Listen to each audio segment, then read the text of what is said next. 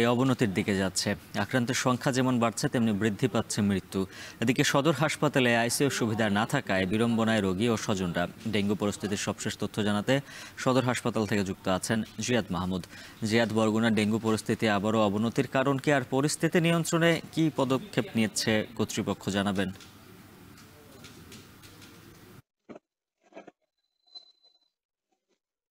উজ্জ্বল, গতকাল বরগুনা সদরের ৭ নং ভোলা ইউনিয়নের একজন শিশু, ৩.৫ বছরের শিশু, যিনি ডেঙ্গু আক্রান্ত হয়ে ঢাকায় মৃত্যুবরণ করেন।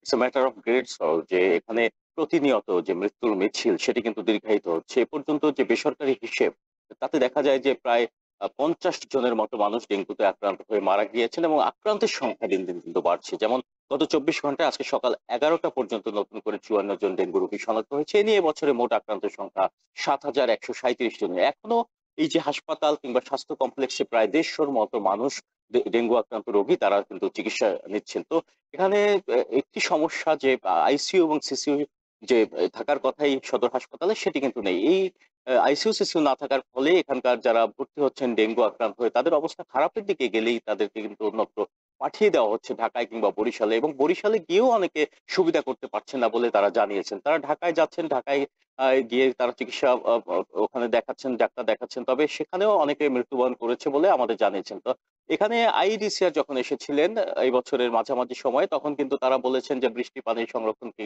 কেন্দ্র করে এখানে এডিসের উপস্থিতি, লার্ভার উপস্থিতি তারা পেয়েছেন। তবে এখন কিন্তু নতুন একটি বিষয় উদ্বেগের, যে থেমে থেমে বৃষ্টিপাত হচ্ছে। থেমে থেমে বৃষ্টিপাতের পরে যে তাপমাত্রা, সেই তাপমাত্রা কিন্তু এডিসের বংশ বিস্তারে অনেকটা সহায়ক বলে জানান এখানকার গবেষকরা। তো তারা বলছেন যে অ্যা বৃষ্টির পানি সংরক্ষণ নিয়ে যেমন গবেষণা হয়েছে, তেমনি জলবায়ু নিয়েও, জলবায়ু পরিবর্তনের যে নেতিবাচক প্রভাব নিয়েও একটি গবেষণা করা দরকার বলে তারা জানিয়েছেন। এদিকে আইসিইউ এবং সিসিইউর পাশাপাশি যে ডেঙ্গুর সিবিসি পরীক্ষার জন্য যে কিট, সেই কিটের সংকট রয়েছে। আরেকটি বিষয় যে সদর হাসপাতাল, যেটি জেলার প্রায় ১২ লাখ মানুষের স্বাস্থ্যসেবার একমাত্র বাতিঘর বলা চলে, সেখানে কিন্তু চিকিৎসক সংকট রয়েছে। ৫৫ জন চিকিৎসক থাকার কথা থাকলেও মাত্র ২১ জন চিকিৎসক রয়েছে সদর হাসপাতালে। তার মধ্যে থেকে অনেকেই অন্যত্র চলে যাওয়ার চেষ্টা করছেন। তবে এখানে আইসিইউ স্পেশালিস্ট যারা রয়েছেন, তারা চলে গেলে কিন্তু এখানে আইসিইউ যে ইউনিটটি, সেটি স্থাপন করেও কোনো লাভ হবে না বলেই কিছুক্ষণ আগে আমাদের জানিয়েছেন হাসপাতালের তত্ত্বাবধায়ক। তো তত্ত্বাবধায়ক এটি জানানোর পরে আরো একটি বিষয় উল্লেখ করেছেন যে এখানে যারা রোগী আসেন তাদের প্রাণপণ চেষ্টা করছেন।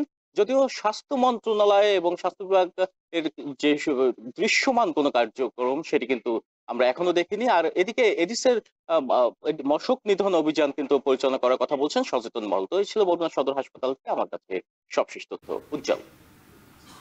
জিয়াদ মাহমুদ জানাচ্ছিলেন ডেঙ্গু পরিস্থিতির সবশেষ খবর। বিরতির পর